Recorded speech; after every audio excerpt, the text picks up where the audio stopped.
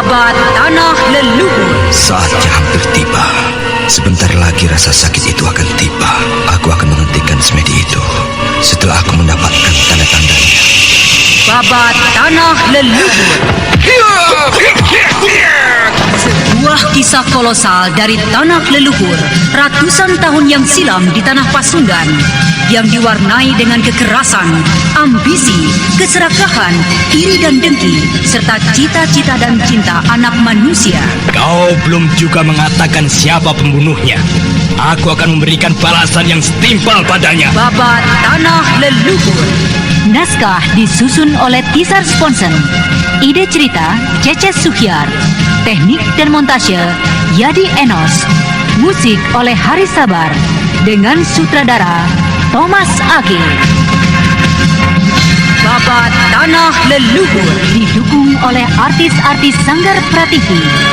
Chris Urspon sebagai Raden Sakapal Waguna, Mucus sebagai Kilanjo, Herman sebagai Arit Lungkah, A.P. Burhan sebagai Surembangan, dan pembawa cerita Neni Sumardi.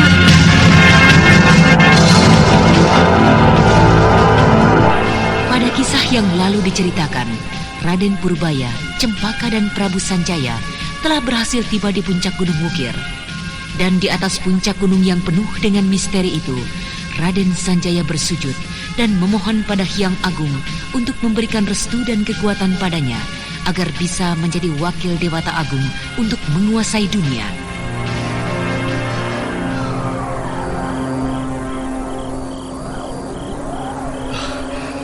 Aku datang memohon karuniamu, memohon restumu. Berilah aku kekuatan untuk menguasai dunia ini. Dan untuk semua itu aku berjanji. Aku berjanji akan memerintah jagat ini dengan sebaik-baiknya. Aku akan menjadi wakilmu yang utama di jagat ini. Berilah aku kekuatanmu, wahai Hyang Agung.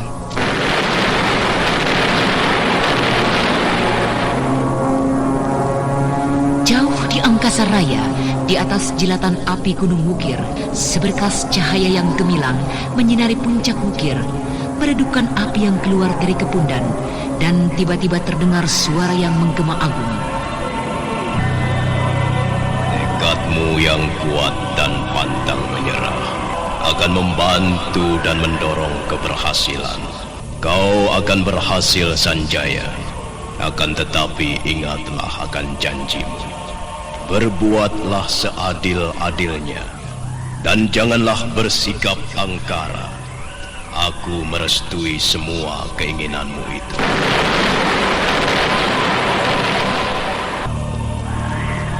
Prabu Sanjaya tersentak hebat. Nafasnya seakan-akan terhenti. Datangnya suara yang tidak pernah diduga, membuat ingatannya seakan-akan hilang. Matanya memandang jauh ke depan tanpa berkedip. Sementara itu suara yang agung itu terdengar kembali. Dan untuk apa kalian berdua datang kemari menghadapku? Apakah kalian juga mempunyai satu permintaan? Wahai Yang Agung, kedatangan hamba berdua kemari adalah semata-mata hendak memuja kebesaranmu. Jikapun ada permintaan hamba, semata-mata adalah limpahan berkahmu bagi seluruh rakyat hamba di Karangsedana dan juga semua umat manusia di dunia ini.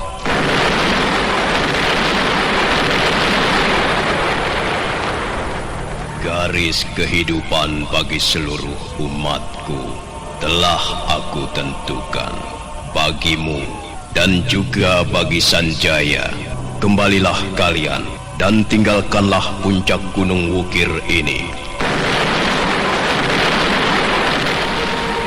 Raden Purbaya dan Cempaka segera bersujud, dan beberapa saat cahaya gemilang di angkasa raya itu menghilang. Kembali kesunyian meliputi seluruh puncak Wukir. Gelora api yang menggemuruh dari kepundan Wukir mengiringi suasana yang mencekam di sekitar tempat tersebut. Bersamaan dengan lenyapnya cahaya gemilang di angkasa raya, kesadaran Prabu Sanjaya datang kembali. Apa yang baru saja terjadi di tempat ini? Apa itu? Bukankah itu Raden Purbaya dan Cempaka? Apa yang terjadi dengan dirinya? Mengapa tubuhnya bersinar mengeluarkan cahaya yang gemilang? Siapakah sebenarnya mereka itu? Cahaya itu lenyap kembali. Tuanku Sanjaya. Marilah saya bantu Tuan untuk berdiri dan kembali ke lereng gunung ini. Tuanku akan menjadi sehat dan seluruh kekuatan Tuan akan datang kembali. Terima kasih. Terima kasih Purbaya. Mulai saat ini, kalian berdua jangan lagi memanggil aku dengan sebutan tuanku. Aku malu menerima sebutan itu.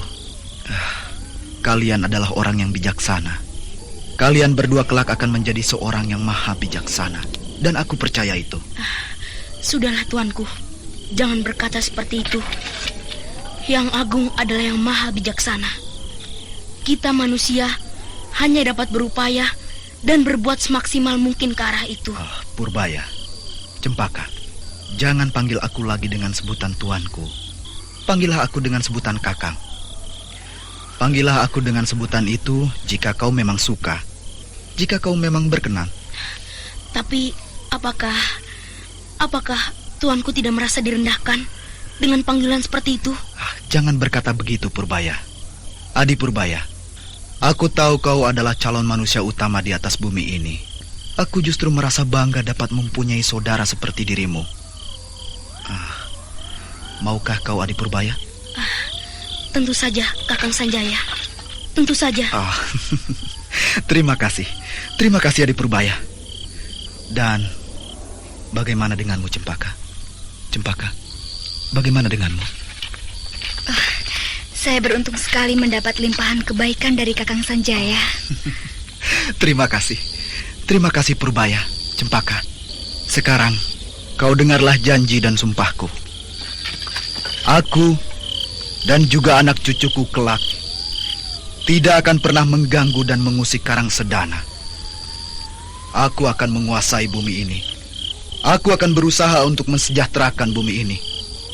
Memerintah tanah Jawa, Nusantara, dan bahkan mancanegara. Akan tetapi secuil bumi Karang Sedana tidak akan pernah kuganggu. Dan bahkan seluruh tanah Pasundan akan kuserahkan padamu Purbaya. Kakang Sanjaya. Aku akan memulai memerintah dari kerajaan Mandini di sekitar Gunung Wukir ini. Dan aku akan meluaskannya ke arah timur dan menyeberang jauh keluar Jawa. Tetapi ku tegaskan sekali lagi. Dan biarlah Yang Agung dan para dewa menjadi saksi bahwa aku dan juga anak cucu turunanku tidak boleh menyentuh tanah Pasundan.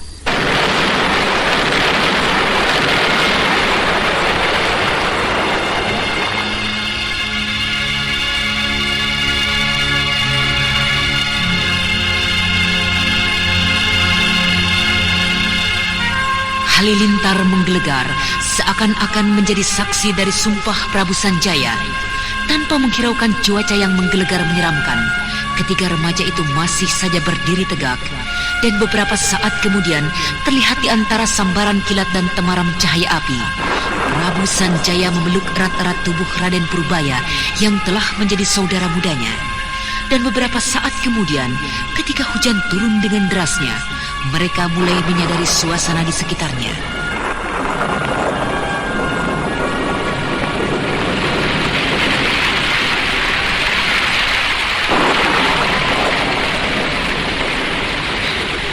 Tidak ada tempat berteduh di sini. Sebaiknya kita segera turun ke lereng saja. Kita akan menemukan pohon lebat untuk bernaung. Benar, marilah Kakang Sanjaya. Awas, berhati-hatilah Kakang. Biarlah aku memapahmu hingga beberapa belas tombak di bawah puncak ini. Dan di tempat itu, aku yakin kekuatanmu akan kembali lagi. Mari.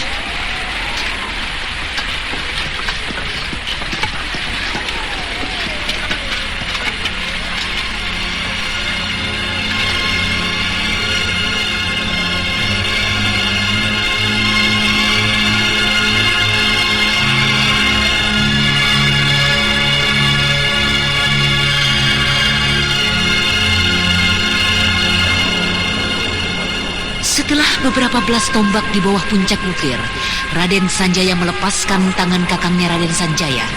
Dan kemudian mereka tiba di tempat mana Mamang Kuraya menunggu.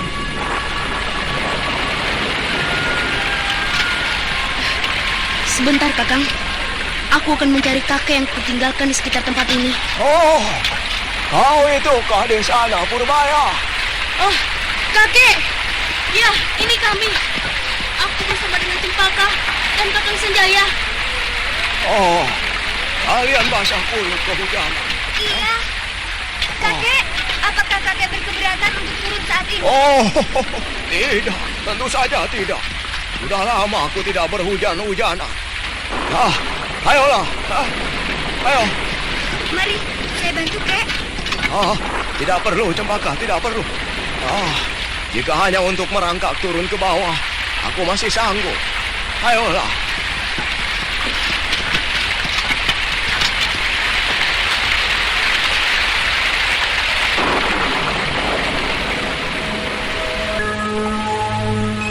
Demikianlah, semakin ke bawah, Prabu Sanjaya dan Mamang Kuraya melangkah, semakin tegar dan semangat serta kekuatan mereka. Akan tetapi sebaliknya yang terjadi dengan Raden Purbaya dan Cempaka adalah semakin menjadi lemah.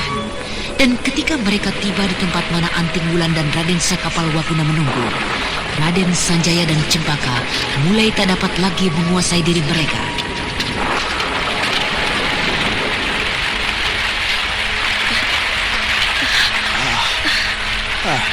Apa yang terjadi denganmu, Purbaya? Lihat itu, Kak. Cempaka juga jatuh tidak sadarkan diri. Apa yang akan kita lakukan di tempat ini untuk menolong mereka? Marilah kita turun hingga ke tanah datar Pusada di lereng gunung ini. Mudah-mudahan di tempat itu hujan tidak turun. Ayo, aku membawa Cempaka dan kau Saka tolonglah angkat Purbaya. Biarlah aku saja yang membawa. Tapi tuanku, biarlah Kakang Saka. Aku yang akan mengurusnya.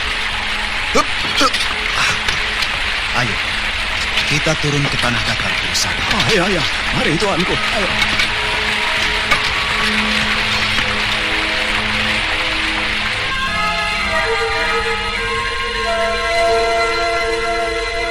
Dan sebelum mereka tiba di tanah datar Pusada, Untunglah benar dugaan. Hujan sudah tidak turun di tempat ini. Marilah kita terus turun ke tanah datar Pusada. Mungkin kita akan menemukan tenda untuk menghangatkan kedua anak ini. Hei, tunggu!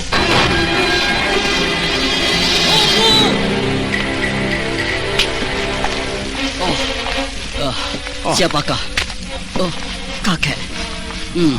Yang manakah Prabu Sanjaya yang pernah kau katakan dulu padaku, Kek? Siapakah orang ini, Kek? Salah seorang rakyat, tuanku. Oh, jadi tuankulah junjungan hamba yang baru. Terimalah sembah dan sujud hamba. Maaf, aku tidak mempunyai banyak waktu, anak muda. Aku mempunyai urusan yang sangat penting. Marilah kita turun.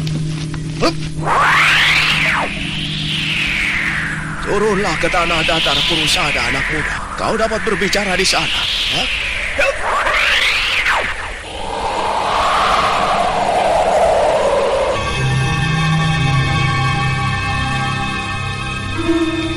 setiba di tanah datar Pusada, Prabu Sanjaya dan rombongannya menemukan 3 buah tenda yang cukup besar. Dan kemudian Prabu Sanjaya dengan tergesa-gesa masuk ke dalam tenda yang kosong.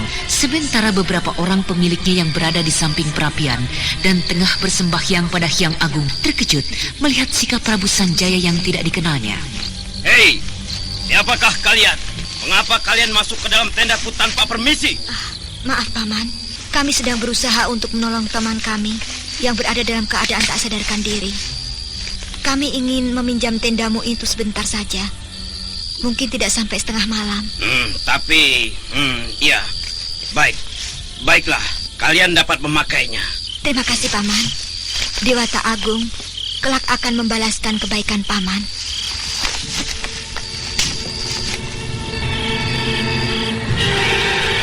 Ranting Bulan kemudian masuk ke dalam tenda yang cukup besar dan memeriksa keadaan Cempaka.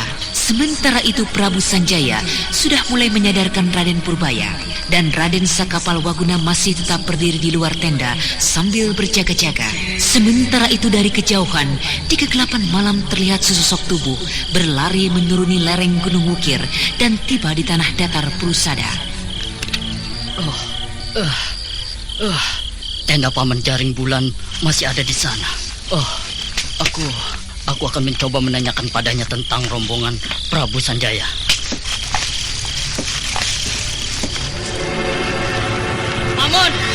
Paman Jaring Bulan. Kau berhasil naik lereng sana? Iya Paman. Paman, apakah Paman? Hei, itu dia, salah seorang di antara mereka. Apakah maksudmu, Ludira? Apakah Paman melihat kawan-kawan laki-laki itu? Itu laki-laki yang berdiri di muka tenda Paman. Tentu saja. Bukankah mereka terdiri dari 2 orang wanita muda, 2 orang pria muda, serta seorang kakek tua? Benar. Katakanlah Paman, di mana mereka? Di dalam tenda kita. Mereka sedang mencoba mengobati 2 orang kawan mereka. Syukurlah Paman. Mereka masih belum meninggalkan tempat ini. Apa maksudmu, Ludira? Kita harus menjumpai mereka, Paman. Salah seorang di antara mereka adalah siapa, Ludira? Siapa salah seorang di antara mereka? Prabu Sanjaya, Paman.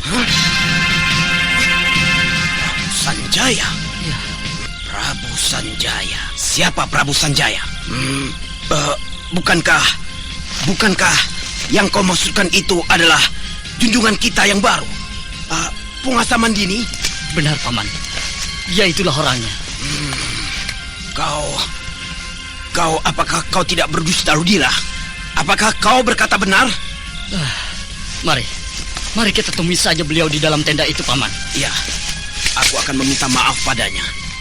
Dan sekaligus memohon bantuannya untuk membebaskan sahabatku, yaitu ayahandamu yang tidak bersalah dari penjara kerajaan Mandini. Mari, Paman. Agaknya tidak sia-sia kedatangan kita ke lereng Wukir ini. Apakah kau tidak berdusta, Ludira? Apa kau berkata benar? Marilah kita temui saja beliau di dalam tenda, Paman. Mari, Paman. Jika benar semua ceritamu itu, tentu tidak akan sia-sia kedatangan kita ke lereng Gunung Wukir ini.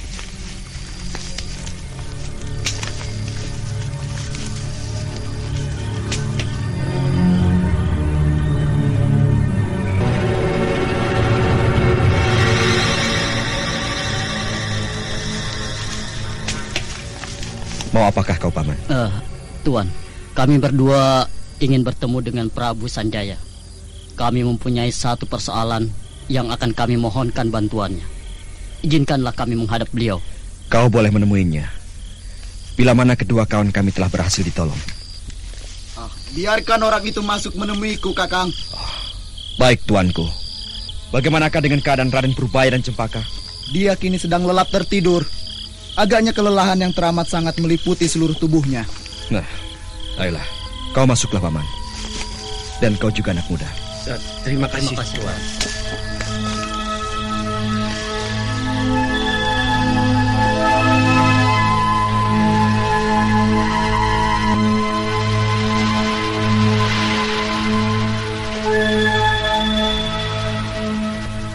Silakan duduk, Paman. Dan kau juga anak muda. Terimalah salam dan hormat kami, tuanku. Salam sejahtera kami ucapkan bagi tuanku. Terima kasih, Paman. Dan juga terima kasih atas perkenanmu aku menempati tendamu ini. Ada apakah kau datang menemuiku? Hamba adalah Jaring Bulan, seorang pedagang permata di kota Raja Mandini. Dan hamba akhir-akhir ini banyak mendapat teror dan gangguan dari sekelompok orang yang menghendaki usaha kami ditutup. Siapakah orang-orang itu, Paman? Orang-orang yang mengganggu usahamu? Salah seorang saingan kami dalam berdagang permata. Orang itu dikenal dengan nama Lembu Agni. Dia adalah pedagang permata yang besar dan mempunyai hubungan dengan pihak Istana Mandini. Istana Mandini? Dengan Rakrian Darmodoyo maksudmu? Bukan dengan penguasa utama. Bukan dengan Raja Mandini yang sebelumnya, tapi dengan salah seorang penguasanya. Siapakah dia itu, Paman? Rakyan Panger, salah seorang sahabat dekat dari Rakyan Darmodoyo. Rakyan Darmodoyo. Iya. Aku ingat orang itu. Aku pernah bertemu dengannya, Paman. Tapi aku belum mengenal orang itu dengan baik. Lalu, apakah perbuatan curang yang telah dilakukan oleh Rakyan Panger terhadapmu, Paman? Kami telah mendengar desas-desus akan dikeluarkannya aturan dalam perdagangan permata. Hanya boleh ada satu pedagang permata di kota Raja Mandini dan kota-kota besar di wilayah Mandini. Mengapa bisa begitu, Paman? Itu karena semua bujuk dan rayu dari Lembu Agni dan rakyat Panger dan biang malapetakannya yaitu Lembu Agni juga telah menghasut para perwira Mandini hingga pasukan Mandini turun dan menangkap sahabat kami yaitu ayah dari Ludira ini. Benar, tuanku. Kedatangan kami ke Gunung Wukir ini adalah hendak memohon petunjuk dan bantuan dari Hyang Agung. Iya. Siapakah nama ayahmu itu? Biarlah nanti setibaku di istana, aku akan mencoba untuk mengusut masalah orang tuamu. Jika memang dia tidak bersalah, pastilah aku akan membebaskannya. Terima kasih, tuanku. Terima kasih. Terima kasih atas semua kebijaksanaan tuanku. Semoga Dewata Agung memberkahi selalu keluarga tuan. Apakah aku dapat tetap tinggal di dalam tendamu ini, Paman? Aku ingin beristirahat untuk menunggu datangnya pagi hari. Tentu tuanku. Tuanku dapat memakai tenda itu sebagai seenak hati tuanku. Hamba datang ke tempat ini memang untuk sembahyang pada Hyang Agung dan berdoa. Pakailah tenda ini sesuka tuanku. Hamba permisi untuk keluar kembali.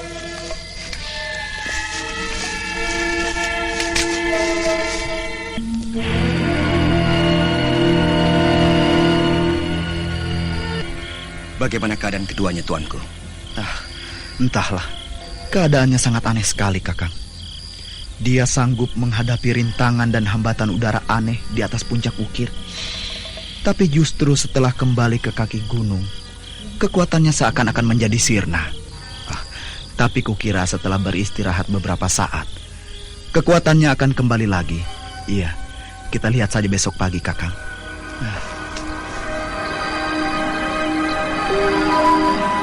Prabu Sanjaya menghela nafas dalam-dalam. Sementara itu Mamang Kuraya kelihatan menunduk, seakan-akan tengah memikirkan sesuatu. Sedangkan Anting Wulan duduk di samping Cempaka yang sedang lelap tertidur. Dan malam pun kian menjadi larut.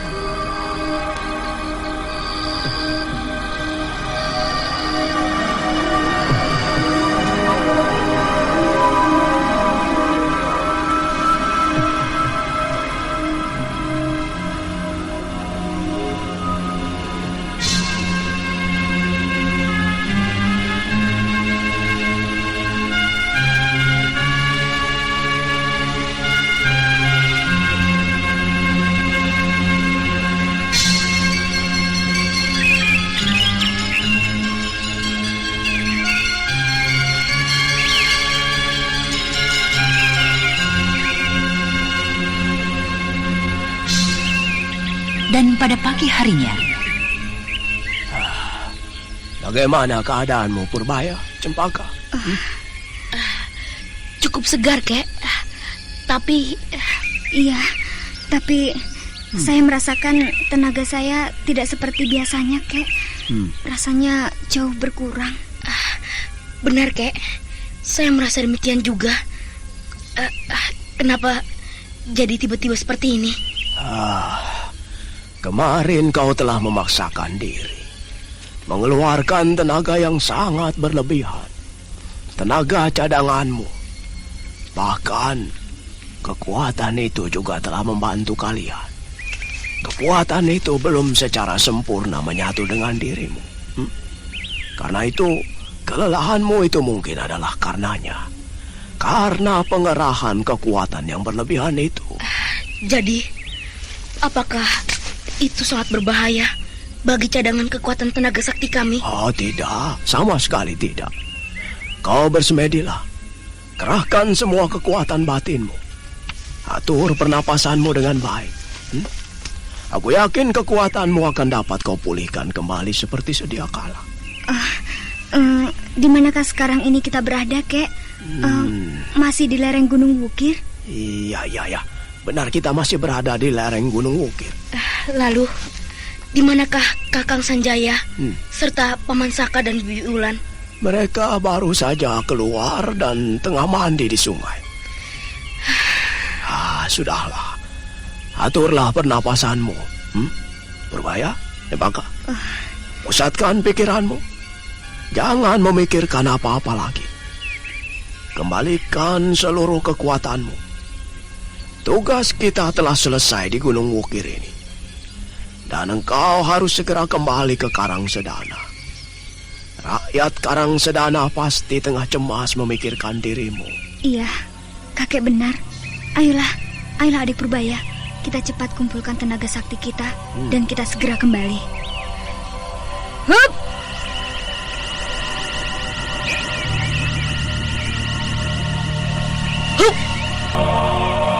Beberapa saat kemudian, setelah membasuh diri di sungai, Raden Sakapalwaguna, Anting Wulan dan Prabu Sanjaya kembali ke tenda mereka. Setelah berbincang beberapa saat, Raden Purbaya dan Cempaka yang tengah bersemedi tersadar.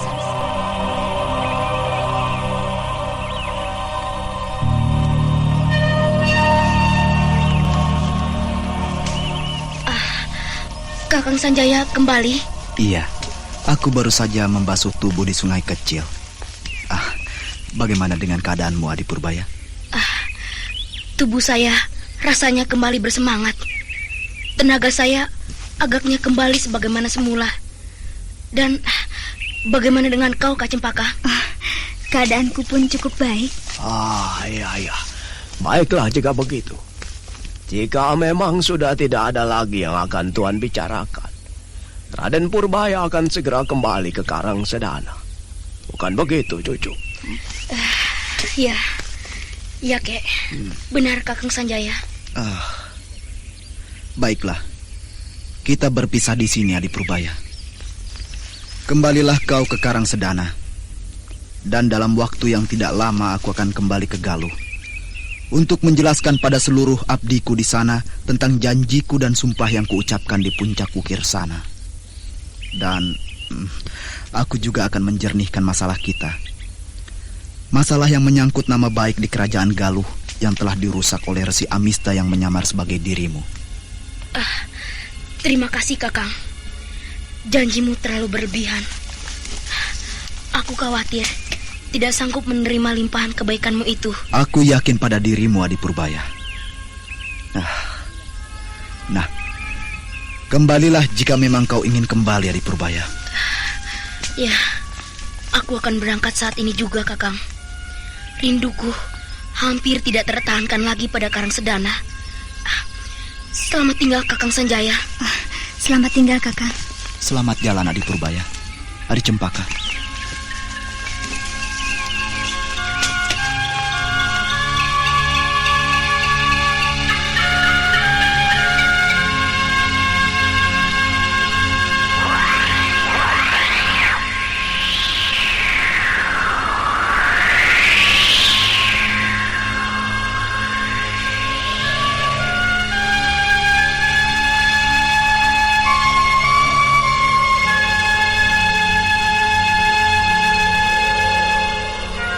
Setelah berpamitan, Raden Purbaya, Cempaka, dan kakeknya segera melesat turun dari tanah datar di lereng Gunung Wukir.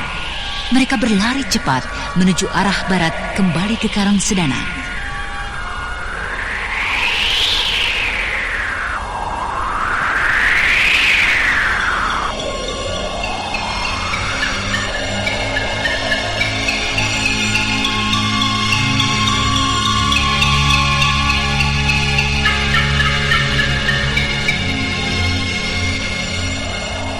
Baru beberapa ratus tombak mereka meninggalkan kaki Gunung Wukir.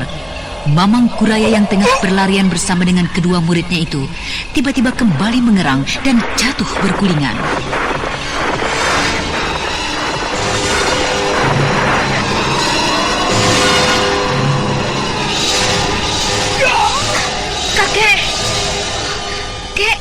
Ada apa, Kek? Apa yang terjadi dengan kakek?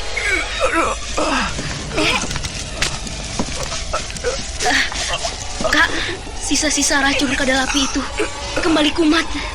Apa yang harus kita lakukan, adik Purbaya? Entahlah, Kak. Oh, iya. Rasa sakitnya akan hilang dengan sendirinya. Bukankah begitu yang dulu kita saksikan? Iya, kau benar, adik Purbaya. Tapi aku tidak sanggup menyaksikan keadaannya yang begini menderita. Aku pun demikian, Kak. Tapi kita tidak tahu harus berbuat bagaimana menghadapi keadaan seperti ini.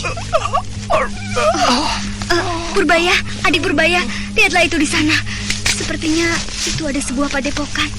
Lihatlah itu, pagar pepohonan yang indah dan asri.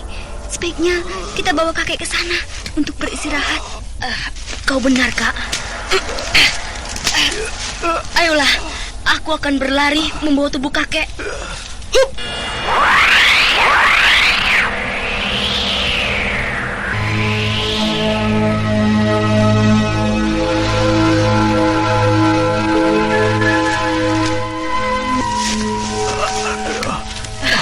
Itu, ada orang di sana. Paman, apakah kami bisa mendapat tempat pemondokan sebentar saja untuk beristirahat dan mengobati penyakit kakek kami ini? Tentu saja, Nona. Mari ikuti aku. Terima kasih. Aku akan menunjukkan tempat untuk kalian.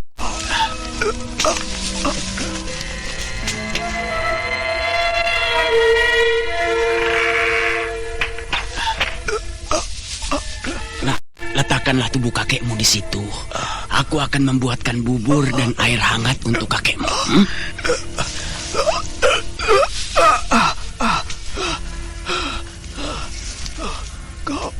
Kau Purbaya, Cempaka. Kakek sudah sembuh. Di mana kita berada? Di sebuah padepokan, Kek. Di kaki Gunung Wukir. Bukankah sudah aku katakan, penyakitku ini tidak usah kau khawatirkan. Tapi saya tidak tahan melihat keadaan kakek yang menderita dan seakan-akan hilang kesadaran. Padepokan apa ini? Entahlah, Kek. Saya tidak sempat menanyakannya. Bukankah kau sudah bertemu dengan pemilik padepokannya? Iya, tapi saya hanya bertemu dengan seorang, mungkin seorang cantrik. Nah, itu dia, Kek. Paman yang telah berbaik hati meminjamkan pondoknya. Agaknya Tuan sudah apakah sebenarnya yang Tuan derita? Bukan sesuatu yang serius. Kedua cucuku ini terlalu mencemaskan diriku. Padahal aku sendiri tidak apa-apa. Maafkan aku telah merepotkanmu di sana. Tidak apa. Ini aku telah menyiapkan air hangat untukmu. Kau minumlah saja, Tuan. Tubuhmu akan menjadi segar kembali. Iya. Terima kasih. Bolehkah aku tahu padepokan apa ini? Padepokan ini adalah padepokan Poh Pitu. Poh Pitu? Ada apakah kau terkejut, Tuan? Ada apakah dengan nama padepokan kami? Sepertinya aku pernah mendengar nama padepokan itu. Nama padepokanmu?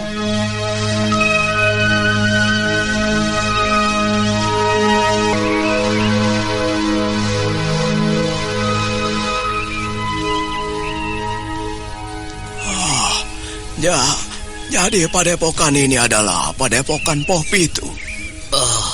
Ada apa Tuan terkejut mendengar nama padepokan kami? Sepertinya aku pernah mendengar nama padepokan Poh Pitu. Poh Pitu. Padepokan kami ini dipimpin oleh Ki Guru Sangikiwo dan didirikan oleh Gusti Sri Sanaha. Iya. Apakah Tuan ingin bertemu dengan Ki Guru Sangikiwo? Tidak perlu. Kukira aku cukup berterima kasih padamu. Dan Aku tidak perlu merepotkan pemimpin padepokan ini. Ya, tidak perlu. Ya, Tuan benar. Kukira juga demikian. Ayo, minumlah air hangat itu. Setelah semangat dan tenaga Tuan kembali, kalian boleh melanjutkan perjalanan kembali. Iya. Terima kasih Kisanak.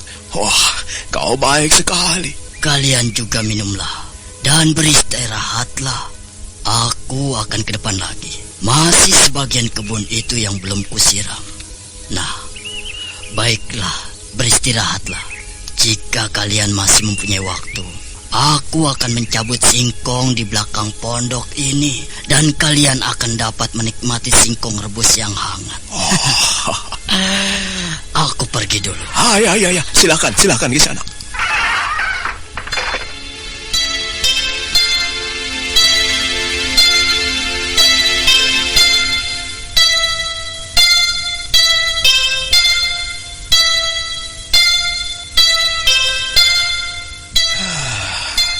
Ada apa, kakek? Sepertinya kakek mengenal padepokan ini. Iya. Padepokan ini pastilah mempunyai hubungan yang khusus dengan keluarga Prabu Sanjaya dari Galuh. Sri Sanaha itu, jika aku tidak salah dengar, adalah orang terdekat dengan Prabu Sana. Tapi aku tidak jelas apa hubungannya dengan Prabu Sanjaya dan Prabu Sana. Tapi sudahlah. Tidak ada artinya kita memusingkan masalah orang lain. Sebaiknya kita kembali saja. Sudah terlalu lama kita meninggalkan Karangsedana. Tapi bagaimanakah dengan keadaan kakek? Aku tidak apa-apa. Ayolah, ayo.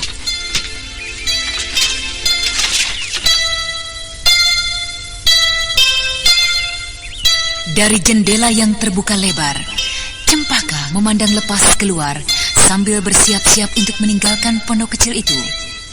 Akan tetapi gadis muda itu tersentak.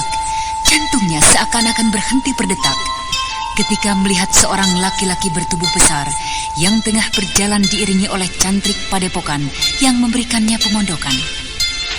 Oh, Kek, adik Purbaya, lihat itu. Kemari cepat. Lihat itu. Bukankah itu Prabu Sora? Betul, Kek. Itu adalah Prabu Sora. Untuk apa dia datang ke padepokan ini? Bukankah sudah kukatakan, padepokan ini pastilah mempunyai hubungan khusus dengan Galuh. Sedangkan Prabu Sora mempunyai hubungan darah yang dekat dengan Galuh. Jadi, apakah kita kini telah memasuki sarang musuh? Kukira tidak begitu, Cempaka. Hubungan Sri Sanaha pemilik padepokan ini jauh lebih dekat dengan Prabu Sora. Sedangkan Prabu Sora mempunyai hubungan permusuhan dengan pamannya Prabu Sora. Karena itu, kukira kedatangan Prabu Sora itu justru bermaksud kurang baik bagi padepokan ini. Tapi, bukankah Ki Guru Sangikiwo yang merupakan pemimpin padepokannya adalah seorang mahaguru? Seorang yang sakti mandraguna. Ya, mungkin saja. Tapi tingkat kepandaian Prabu Sora sudah mencapai tingkatan yang sukar untuk dihadapi. Nah, itu lihatlah. Cantrik yang memberikan kita pemondokan di sini menuju kemari. Kita akan dapat menanyakan sesuatu tentang kedatangan Prabu Sora darinya.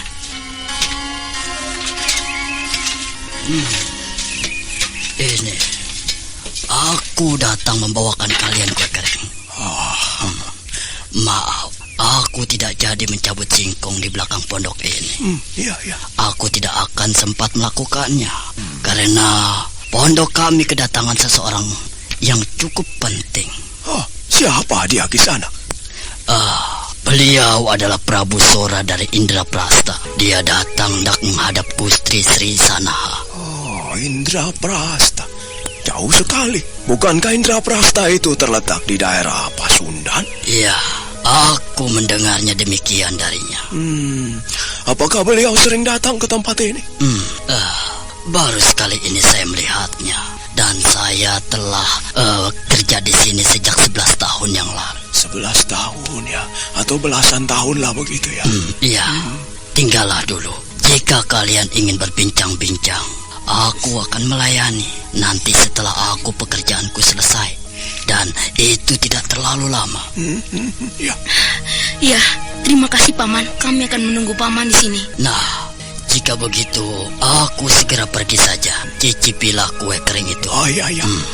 Aku pergi dulu. Iya.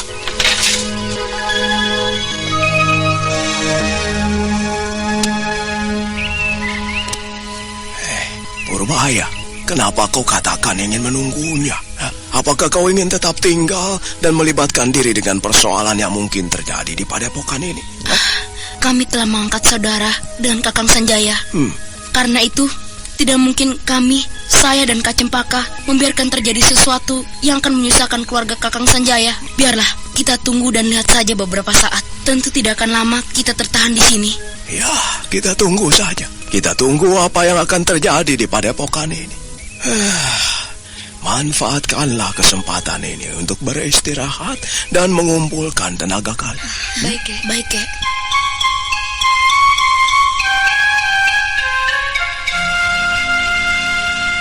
Sementara itu di tempat lain, di padepokan Poh Pitu.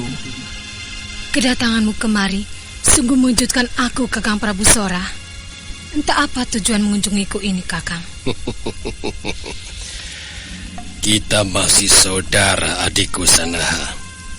Karena itu aku menghendaki sambutanmu lebih manis lagi. Aku telah mendengar semua yang telah terjadi di Galuh. Apa yang telah engkau perbuat dengan Galuh, Kakang? Tentang keserakahanmu yang menggulingkan Kakang Sana, juga tentang kegilaanmu terhadap saudaramu sendiri. Kau berbicara tentang gila, kegilaan. Lucu sekali jika kata-kata itu kau lemparkan pada diriku. Lucu sekali. Bukan sebaiknya kata-kata itu kau telan sendiri. Kata-kata itu adalah milikmu. Kegilaan yang tiada terkira telah kau lakukan. Kalian lakukan berdua dengan Sana. Diam, dan jangan mengungkit-ungkit lagi hal itu. Aku dapat memerintahkan orang-orang di padepokan ini untuk menangkap dirimu, Kakang. Aku sudah mau melupakan perbuatanmu terhadap Kakang Sana. Tapi jika kau masih juga mengucapkan kata-kata kotor itu, aku akan bertindak.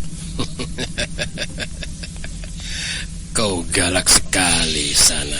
Tapi baiklah, aku tidak akan menyebut-nyebut hal itu lagi. Lalu apa maksudmu datang kemari, Kakang? Kau tentu sudah tahu bahwa aku telah berhasil diusir oleh Sanjaya.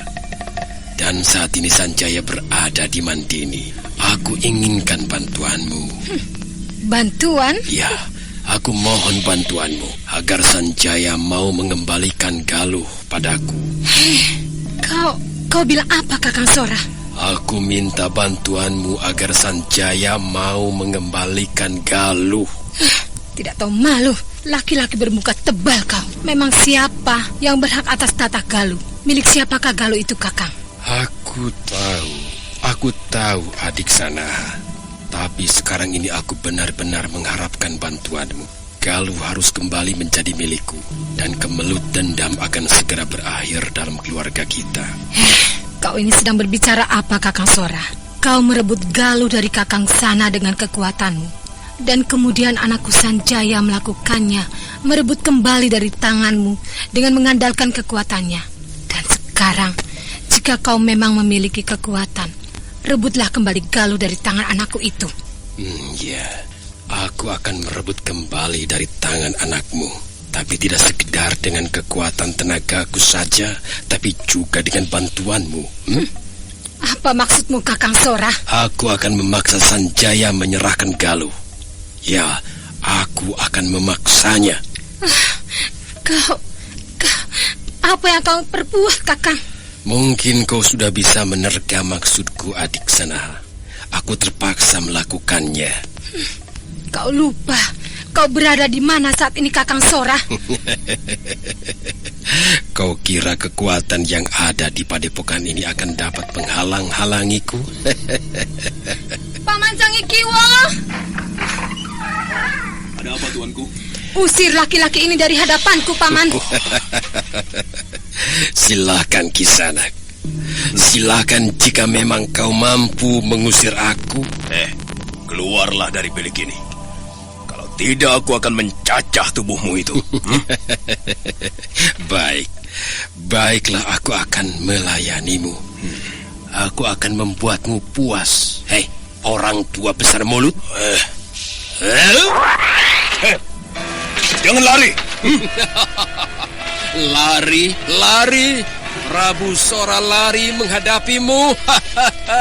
Menghadapi orang-orang seperti dirimu. Setan sombong.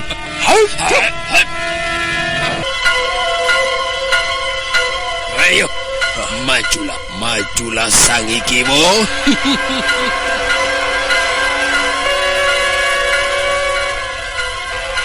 Kisangi Kiwo segera saja mulai mempersiapkan diri. Laki-laki tua yang merupakan mahaguru di padepokan Poh Pitu itu melompat cepat menyerang Prabu Sora yang kelihatan santai menghadapinya.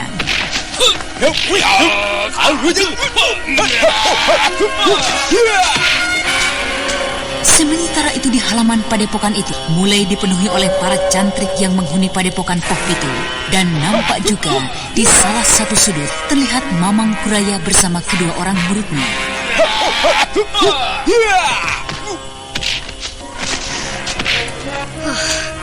Untung saja kita memutuskan untuk cepat keluar. Jika tidak, tentu kita akan terlambat.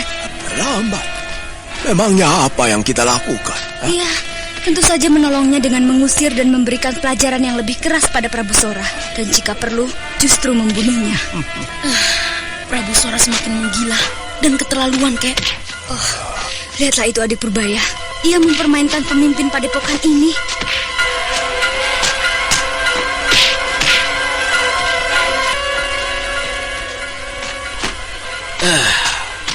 Apa yang kalian lakukan di sini, ha?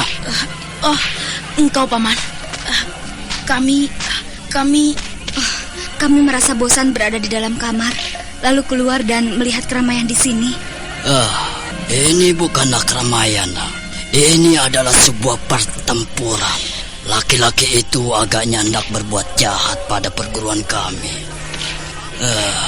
Tapi sebentar lagi tentu ia akan berhasil diringkusnya oleh Ki Guru kami, Ki Guru Sangi Kiwo. Tapi keadaan gurumu berbahaya sekali, Paman. Apa katamu? Ya, gurumu sebentar lagi tentu akan dijatuhkan oleh orang itu. Mana mungkin guruku akan dapat dikalahkan. keadaannya semakin berbahaya, Kek. Bocah, kau ini sangat keterlaluan. Kau kira siapa guruku itu?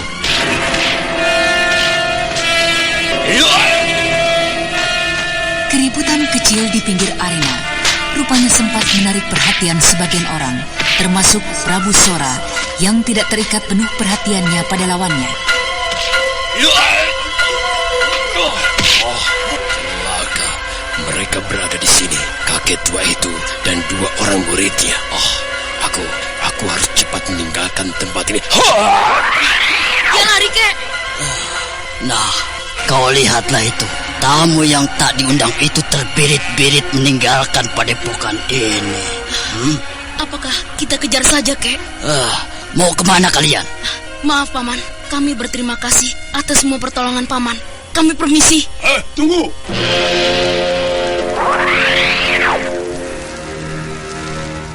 Siapa kalian ini? Mengapa kalian berada di padepokan ini? Ampun Ki Guru. Mereka adalah 3 orang pengembara. Lalu saya menolongnya, memberikan pemondokan sementara. Karena kakek itu kelihatan sakit keras. Maafkanlah saya Ki Guru. Saya benar-benar tidak tahu bahwa dia hanya berpura-pura saja. Siapa kalian ini? Dan apa maksud kalian masuk ke padepokan kami? Sudahlah, Kek. Tidak perlu lagi kita melayani mereka. Setan licik, gabung tempat ini dan jangan biarkan seorang pun lolos dari ketiga orang ini. Ayo. Setan licik, oi, ayo gabung tempat ini dan jangan biarkan seorang pun yang lolos. Tunggu. Bersabarlah, Ki Sangikiu. Kalian telah salah menduga kami. Kami bukanlah kawan dari orang yang membuat kekacauan di sini. Tunggu. Apa buktinya kalian tidak mempunyai hubungan dengan orang tadi? Apa buktinya kalian bukan temannya? Hah? Bukankah Paman tadi lihat sendiri? Orang itu justru lari setelah melihat kami. Diam! Diam kalian semua. Biarkan aku berbicara dengan mereka. Kau bilang apa tadi anak muda? Orang itu lari setelah melihatmu? Melihat kalian? Benar, Paman. Memangnya siapa orang itu? Siapa kalian sangka orang itu? Siapa kalian ini sesungguhnya? Sudahlah Purbaya. Biarlah aku yang berbicara dengannya. Begini Kisana. Kami tahu orang itu siapa. Dia itu adalah Prabu Sora. Kalian tahu? Lalu apakah kalian tahu sampai di mana kepandaiannya? Kau mengatakan ia melarikan diri setelah melihat kehadiranmu? Ya, mungkin juga begitu.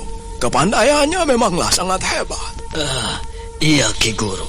Anak itu mengatakan guru tadi terdesak dan akan kalah oleh laki-laki tadi.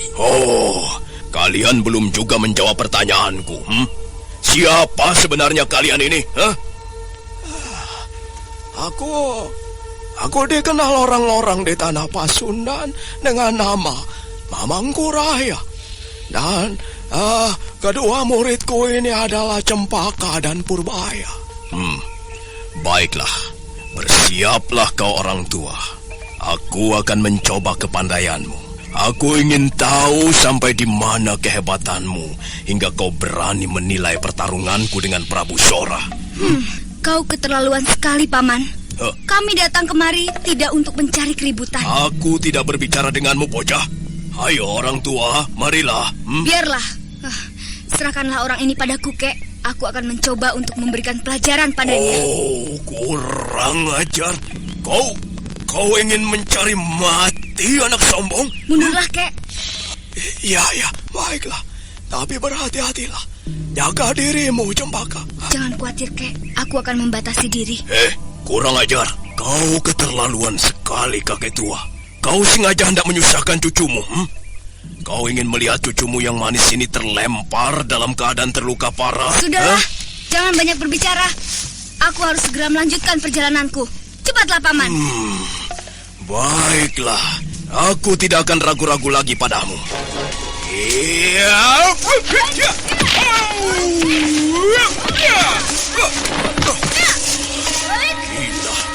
hebat sekali anak ini. Biasa sekali. Serangan-seranganku kandas.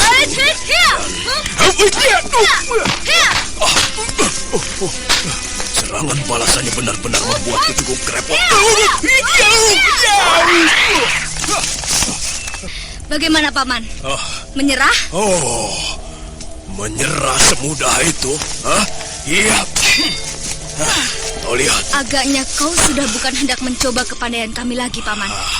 Kau kelihatannya sudah menjadi semakin buas dan haus darah. Paman, sudahlah Paman. Cukupkanlah pertikaian ini. Tapi kita harus menangkap mereka, tuanku. Mereka adalah teman dari Prabu Sora. Kukira tidak benar dugaanmu, Paman. Jika Prabu Sora datang bersama kawannya, yaitu ketiga orang ini, untuk apa dia harus melarikan diri, Paman? Sudahilah, Paman. Ya, semua perintah dan titah tuanku akan hamba junjung tinggi. Terima kasih, Paman. Nah, Kisanak, kalian bertiga boleh pergi sekarang. Kami tidak akan membuat susah kalian lagi. Terima kasih, tuanku. Iya, terima kasih atas kebijaksanaan Bibi Sanaha. Anak baik, kau pastilah bukan anak sembarangan. Sikap dan tata kramamu menunjukkan jelas.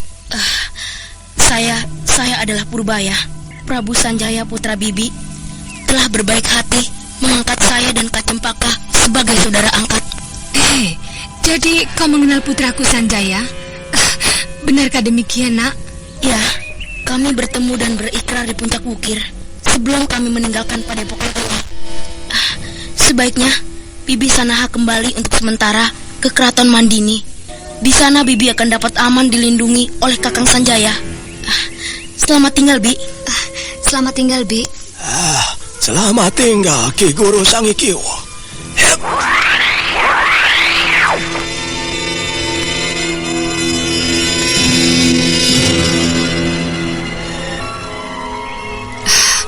Sungguh satu hal yang tidak terduga-duga, Paman. Kedua anak itu ternyata adalah anakku juga. Mengapa aku tidak menahannya lebih lama lagi, Paman? Paman, apakah kau dapat mengejarnya? Oh, sayang sekali, tuanku. Keduanya pasti telah pergi jauh dari tempat ini. Dan lagi, apakah tuanku dapat mempercayai mereka? Berbahaya sekali, tuanku. Saya justru sangat khawatir dengan hal yang terakhir ini. Bukan mustahil, justru dengan muslihat mereka itu, mereka dapat dengan mudah menangkap tuanku. Tapi hatiku tidak mengatakan demikian, Paman. Lihatlah, itu siapa yang datang, Paman? Sanjaya anakku.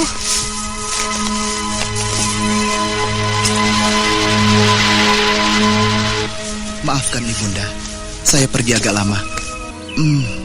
Tapi mengapa Ibunda kembali kemari? Mengapa Ibunda tidak berdiam diri saja di istana? Aku rindu sekali dengan padepokan ini, Nak. Begitu kau tidak ada lagi di keraton. Marilah kita masuk dan bicara di dalam, anakku. Tapi apa sebenarnya yang telah terjadi di sini, Ibunda? Ramai para cantrik berkumpul. Apakah mereka sudah tahu kalau aku akan datang saat ini? Marilah, kita masuk saja. Aku akan menceritakannya di dalam. Mari, Nak. Duduklah, Kakang Saka. Dan kau juga, Kak Wulan. Terima kasih, tuanku. Nah, sekarang ceritakanlah Ibunda, apa yang telah terjadi di padepokan ini. Beberapa saat yang lalu, telah datang kemari pamanmu Prabu Sora. Hah? Paman Sora datang kemari? Mau apakah dia? Kelihatannya dia bermaksud jahat padaku. Ia ingin agar kau menyerahkan Galuh padanya. Dan untuk itu, dia akan menjadikan aku sebagai tanggungannya. Benar-benar keterlaluan, Prabu Sora. Lalu bagaimanakah? Orang-orang di padepokan ini mengusirnya? Ya, mungkin Paman Sangikiwo akan mendapat kesulitan jika tidak ada saudaramu. Saudaraku? Iya, 2 orang anak muda, Purbaya dan Cempaka. Jadi mereka yang menolong Ibunda? Nak, benarkah mereka adalah saudaramu? Dan bagaimana itu bisa terjadi? Benar, Ibunda. Mereka berdua adalah saudara angkatku. Mereka berdua telah banyak menolongku selama perjalananku menuju puncak. Lalu kemanakah mereka sekarang? Dia telah pergi. Dan Prabu Sora? Sudah lebih dahulu pergi ketika melihat kedua saudaramu itu. Jika begitu, sebaiknya Ibunda kembali segera ke istana. Di sana Ibunda akan aman, karena Ananda dan juga Kakang Saka dan Kak Wulan berada di sana. Nah, bersiaplah Ibunda. Kita akan segera berangkat. Baiklah, Nak. Kau tunggulah sebentar. Ibunda akan bersiap-siap. Kakang Saka, sebaiknya kita berkeliling sebentar di sekitar padepokan ini sebelum kita tinggalkan tempat ini. Aku khawatir Prabu Sora masih ada di sekitar sini. Iya, kau benar, Kak Wulan. Pergilah kalian. Iya, kami berangkat. Mari, Kak.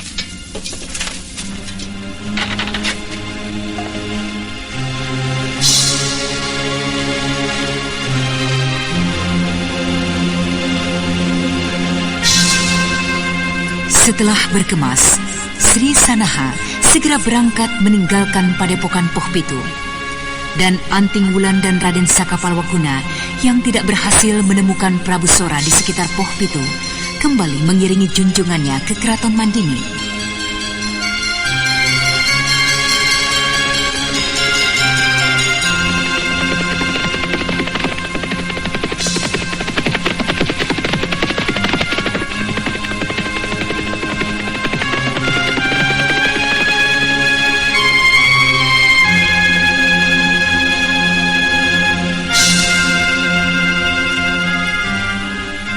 Sementara itu, Prabu Sora yang berlari meninggalkan padepokan Poh Pitu.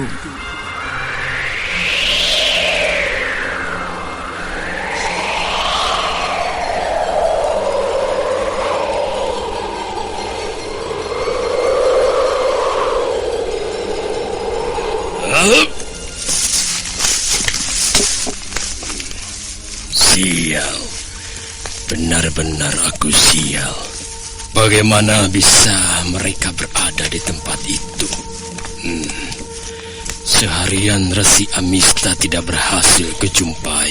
Kini setelah aku teringat pada Sanaha dan akan kujadikan kunci untuk menundukkan Sanjaya, hadir kakek dan kedua bocah itu. Sial benar. Benar sial. Tapi awaslah kau Sanjaya. Masih ada lagi yang dapat mengantarkan engkau ke liang kubur. Jurus sederhana yang kuberikan pada Kirandu cukup untuk melunaskan dendamku kepadanya. Mudah-mudahan Sanjaya tidak mencurigai musuhnya yang bersembunyi di dalam selimut. Baiklah, aku akan kembali ke kota raja. Aku akan membantu Rakyan Pangger mengusir Anting Bulan dan Saka Pawaguna jika Sanjaya berhasil dilenyapkan. Yap.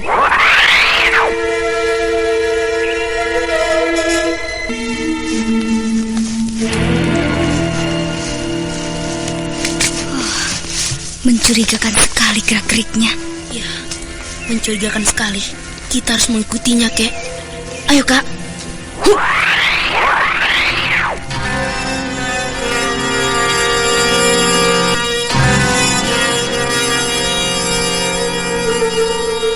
Tanpa disadari oleh Prabu Sora, Mamang Kuraya bersama dengan dua orang cucunya berhasil mengejar dan mengikuti perjalanannya dari belakang. Sampai akhirnya mereka tiba di kota Raja Mandini.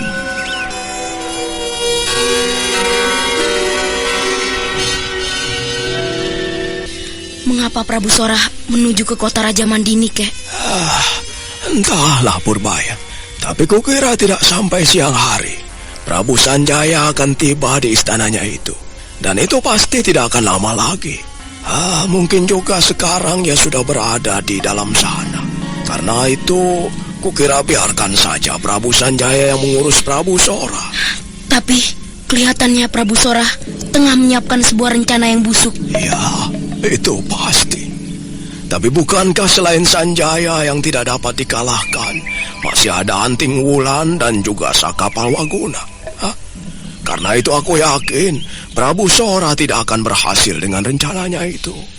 Iya, betul Kek. Betul adik Purbaya. Jadi sebaiknya Raden kembali saja ke Karangsedana. Masih banyak yang harus Raden kerjakan di sana. Iya.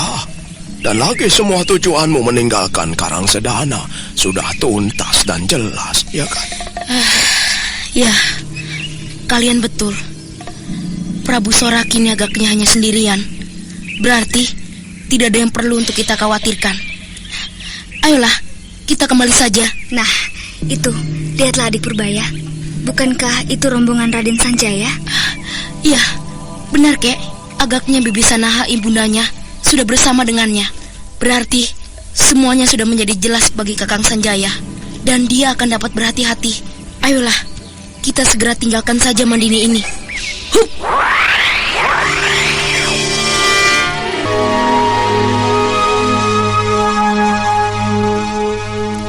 Raden Purbaya yang telah menjadi mantap hatinya untuk kembali segera melesat menuju arah barat bersama-sama dengan Cempaka dan Mamang Kuraya. Sementara itu Prabu Sanjaya yang tiba di keraton disambut oleh para pembesar Mandini dan diantaranya terdapat Rakyan Pangger.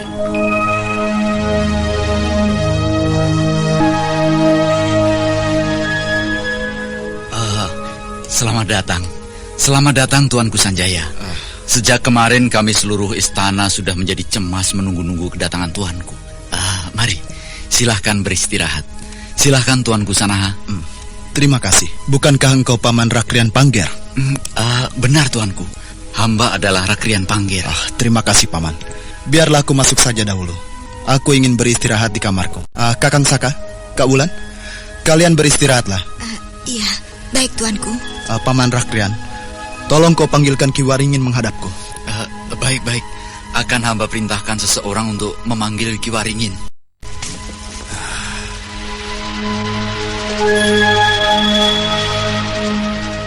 sikapnya terlalu berlebihan sekali, tuanku. Sebaiknya tuanku berhati-hatilah terhadap Ki Pangger. Iya, cerita dari Ludira dan Ki Jaring Bulan saudagar permata itu masih tetap kuingat. Aku akan berhati-hati, Kakang.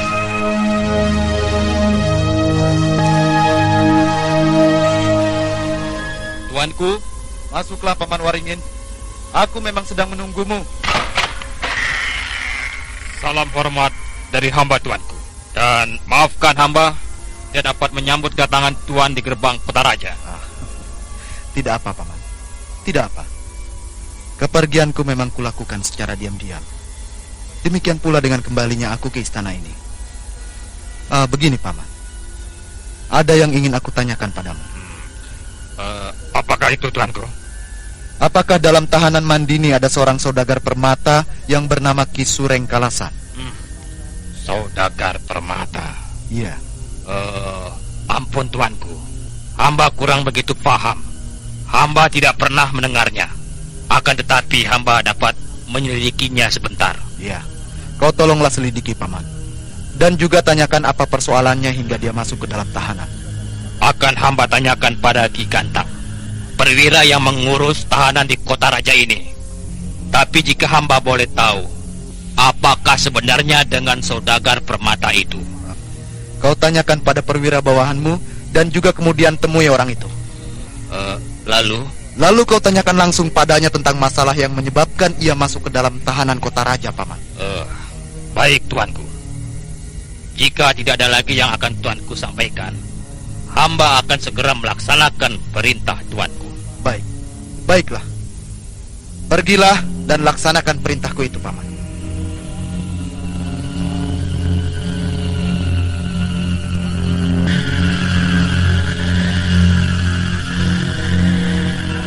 Tanpa membuang-buang waktu lagi, Ki Waringin, pimpinan pengawal keraton Mandini, segera menuju pusat keprajuritan Mandini. Dan di tempat itu juga terdapat sejumlah kamar tahanan bagi kelompok begal maupun warga biasa Mandini. Di mana Kak Gantang? Panggil cepat menghadapku. Ki Gantang, dia ada di belakang, Tuan Panglima. Ya, cepat panggilkan. Apa kau tidak dengar perintahku? Baik Tuan Panglima.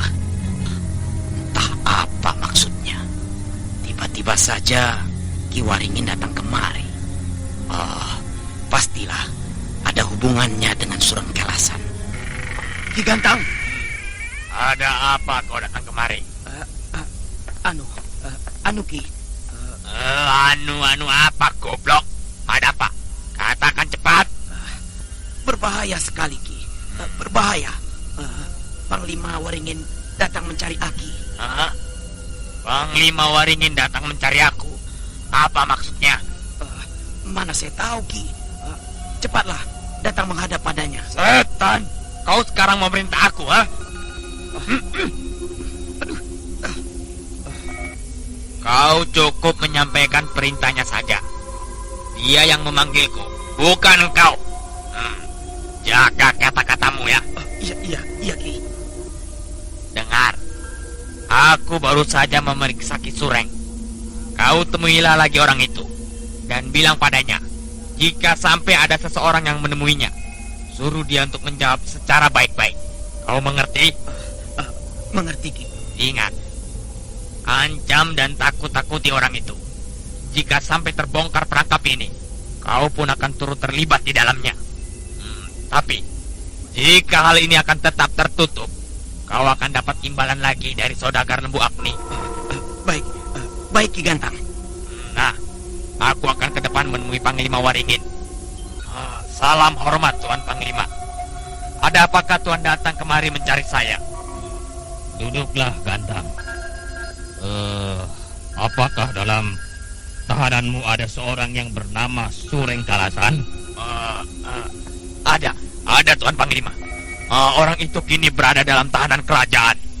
Lalu apa kesalahannya? Mengapa kau tidak pernah kau beritahu kepadaku? Semua ini adalah perintah dari Raklian Pangger. Dia yang mengetahui secara jelas kesalahan Sureng Kalasan. Lalu apakah kau tidak mengetahui kesalahannya? Kau menangkapnya tanpa mengetahui kesalahannya? Tahu sedikit Tuan Panglima. Saya tahu sedikit kesalahannya dari saudagar permata itu. Apa kesalahannya? Ceritakan padaku. Ayo. Ki Surengkalasan ditangkap karena telah melakukan sejumlah penipuan permata kepada saudagar Lembu Agni. Lalu atas pengaduan dari saudagar Lembu Agni pada Rakrian Pangger, Ki Sureng kami tangkap, Tuan. Sudah berapa hari Ki Sureng dalam tahanan ini? Kurang lebih 8 hari, Tuan Panglima. 8 hari? Iya. Dan aku tidak pernah kau beritahu. Sungguh-sungguh kau terlaluan. Ampunkan atas kealapan saya, Tuan Panglima. Baiklah, sekarang kau antarkanlah aku pada saudagar permata itu. Tuan Panglima ingin bertemu dengan Ki Surengkalasan? Ya, aku ingin bertemu. Antarkan aku ke sana. Baik, Panglima. Ada di dalam. Belum lagi Ki Gantang, perwira pengurus tahanan itu masuk ke dalam. Tiba-tiba sebuah angin tajam mendesir mengarah pada mereka. Kurang ajar, jangan lari pengecut. Hei pengawal, berkumpul cepat. Ada apa tuanku? Apa yang telah terjadi? Jaga tempat ini secara ketat. Dan sebagian dari kalian kejar dan cari seorang pembunuh yang mengenakan topeng menuju ke arah utara sana. Kalian berlima kejar dan cari orang bertopeng ke arah utara. Dan yang lainnya bersama aku menunggu tempat ini. Ayo, cepat pergi. Ayo ke Bandung. Ayo kejar. Ayo keluar sana. Ayo, kita kejar ke arah. Ayo kejar. Hei, Tan. Aku telah dipercaya oleh orang itu. Tentu dia akan mencelakai juga tawanan penting itu. Aku harus dapat menyelamatkan tawanan itu. Jika tidak, persekongkolan ini akan menjadi semakin tertutup. Siapakah orang itu, pengawal? Dia adalah tawanan Ki Gantang. Siapa namanya? Ki Surengkalasan. Lalu apa yang sedang kau kerjakan di sini? Tidak, Tuan Panglima. Saya sedang menjaga. Penjaganya di dalam biliknya seperti ini. Siapa namamu? Nama saya Taruk, Tuan Panglima. Baik. Kau boleh keluar. Biarkan aku berdua dengannya. Baik, Tuan Panglima. Siapakah namamu di sana? Bukankah engkau sudah mendengarnya dari orangmu itu, Kisana? Jadi benar engkau Surengkalasan? Iya, aku Surengkalasan, saudagar permata di kota raja. Apakah engkau adalah panglima dari keraton Mandini? Ya, aku adalah panglima dari keraton Mandini. Karena itu aku minta kau mau menjawab pertanyaanku dengan sejujur-jujurnya. Pertanyaan apa lagi yang ingin kau tanyakan padaku? Mengapa kau bisa masuk kemari? Kau menanyakan sesuatu yang aneh. Mengapa aku masuk kemari? Apakah engkau panglima dari keraton Mandini tidak tahu? Bukankah aku masuk ke dalam tahanan Mandini adalah karena fitnah yang telah dibuat oleh pihakmu, yang telah termakan oleh suap dari Lembu Agni? Setan. Aku tidak takut kau akan berbuat apapun dengan diriku. Aku tidak takut mati. Apakah kau hanya sendirian ditahan? Telah dipindahkan dari tempat ini, dan aku tidak tahu dibawa kemana. Baiklah, jika begitu kau ikutlah dengan aku. Jika memang kau ingin membunuh aku, bunuhlah. Sekarang juga di tempat ini. Aku tidak takut mati. Kau tidak perlu membawa-bawaku lagi. Ayo, bunuhlah Tuan Panglima. Ki Sureng, sesungguhnya lah aku tidak pernah mengetahui tentang penangkapan dirimu ini. Sekarang kau ikutlah aku. Aku akan mencoba membantumu. Marilah, percayalah pada aku, Ki Sureng. Baiklah. Jika kau memang ingin menolong aku, temukanlah istriku dulu. Percayalah, aku akan menyelamatkan istrimu. Aku akan melacak sampai ketemu di mana istrimu berada. Ayo. Saya terpaksa melakukannya, Tuanku. Bodoh. Apakah kau tidak tahu akan akibatnya? Oh, jika saja orang-orangnya membuka mulut, tentu kematian Gantang akan dihubung-hubungkan pada. Dan lagi Sureng Kalasan bukan tidak mungkin akan membuka mulut dan menceritakan semuanya. Jika begitu, biarlah saya akan mencari jalan untuk membunuh Sureng Kalasan.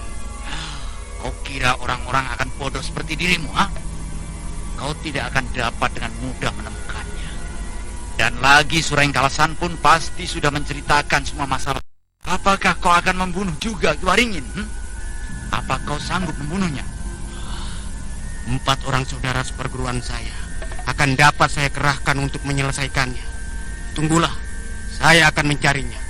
Tunggu, jangan lakukan kebodohan yang akan semakin merusak rencana kita. Tuan Prabu Sora. Kebetulan sekali, Tuan.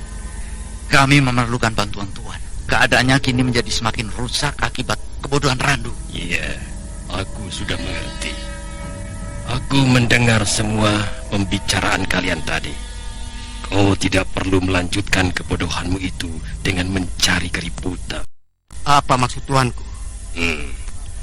Jika memang kau sanggup, bunuhlah Panglima Waringin itu secara diam-diam dan seorang diri.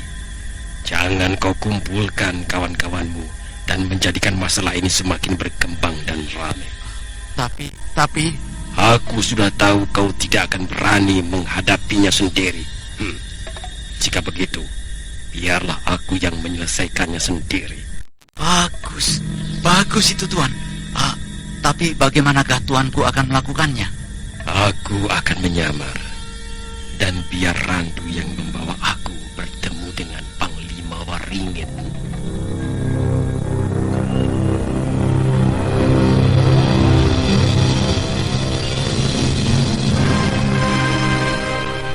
Dan beberapa saat kemudian, di kompleks perumahan Panglima Waringin.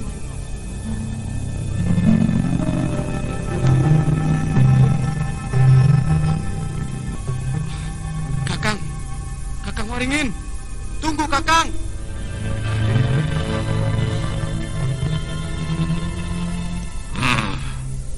Ada apakah kau mencariku, Adirandu? Kakang, ada seseorang yang ingin berbicara dengan Kakang. Maukah Kakang menemuinya? Menemuinya? Di mana? Itu di luar, Kakang. Di samping dinding di tembok ini. Sebenarnya aku tidak mempunyai waktu, Adirandu. Hal ini sangat penting sekali. Sehubungan dengan persekongkolan beberapa pembesar di Keraton Mandini. Ayolah, Kakang. Ini sangat penting sekali. Baiklah.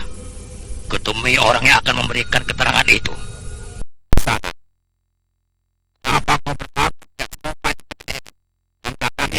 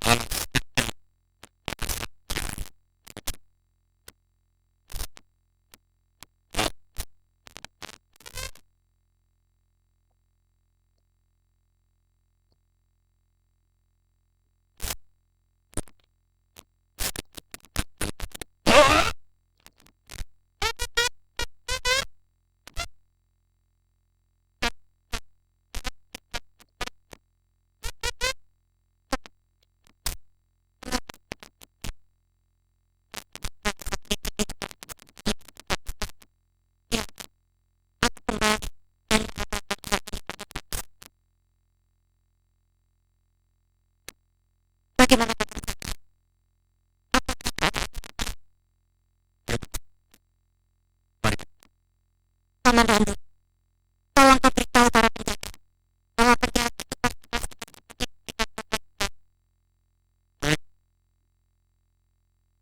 setelah itu kembalilah kemari.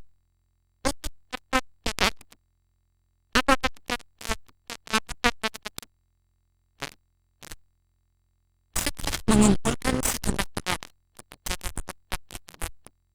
anting perangkat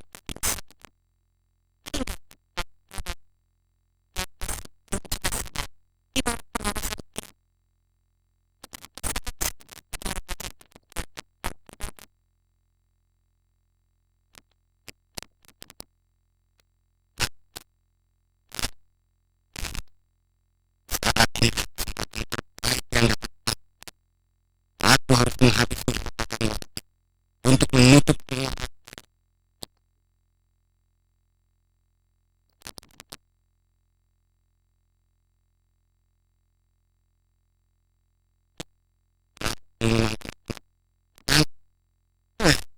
Hampir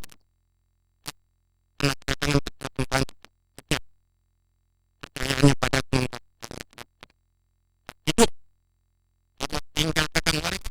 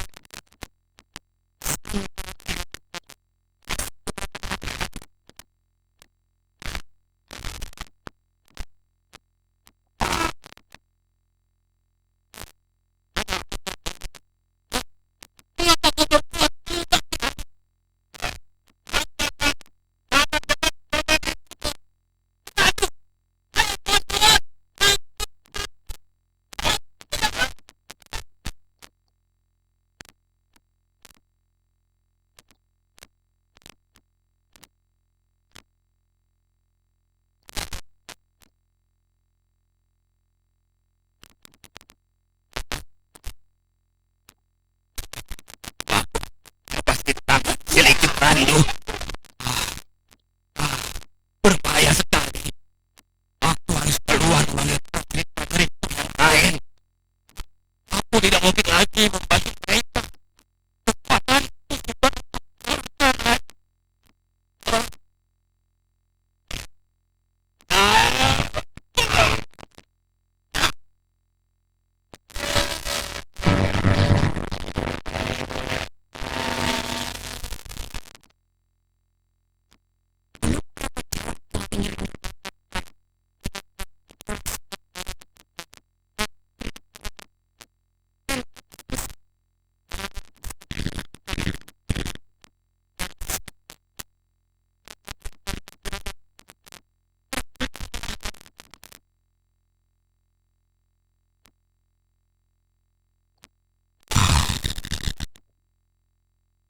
Kekuatan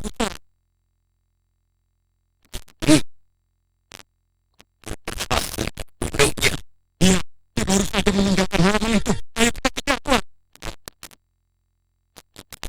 Jarum dekat. Untuk bulan terdekat.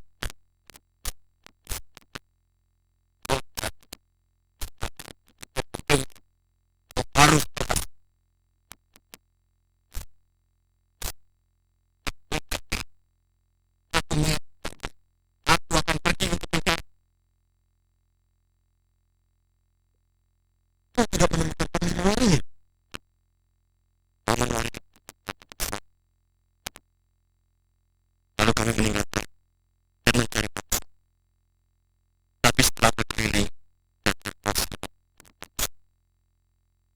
kami kembali ke rumah Panglima dan tidak menemukan dan kami melihat beberapa mayat laki-laki. Kami dapat bahwa Prabu Sorara yang terbunuh. Mari dan Paman Waringin. Hamba berduka demikian. Apakah mungkin yang Panglima seperti yang pernah diceritakan oleh pemuda dan orang? Hamba merasa duka demikian. Pemuda putra dari istri dapat dibekal. Dan semua ini sudah merupakan bukti. Karena itu, saya harap tuanku lebih berhati-hati lagi jika menghadapi kerajaan baru. Atau mungkin juga pembesar lain yang belum kita tahu siapa.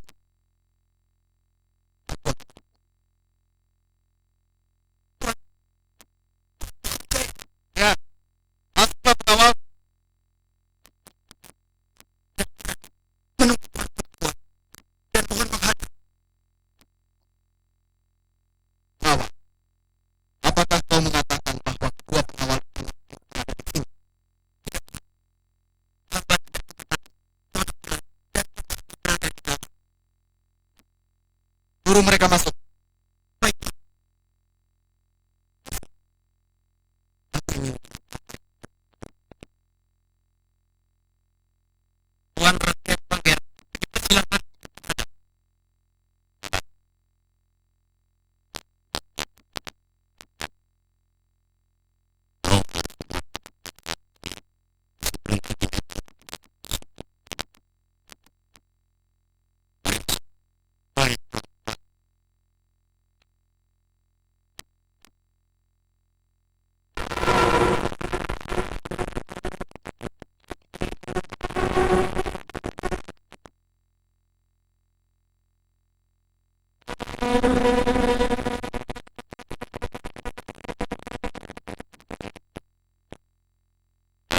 Salam kekuatan. Ada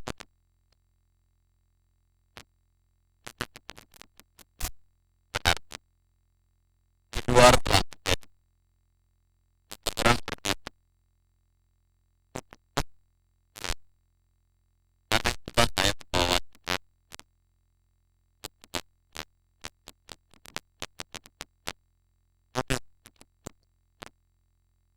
Aku dapat menjaga diri.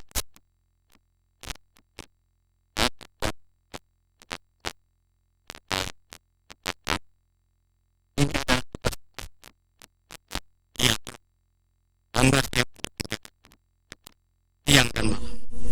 Dan satu lagi, berhasil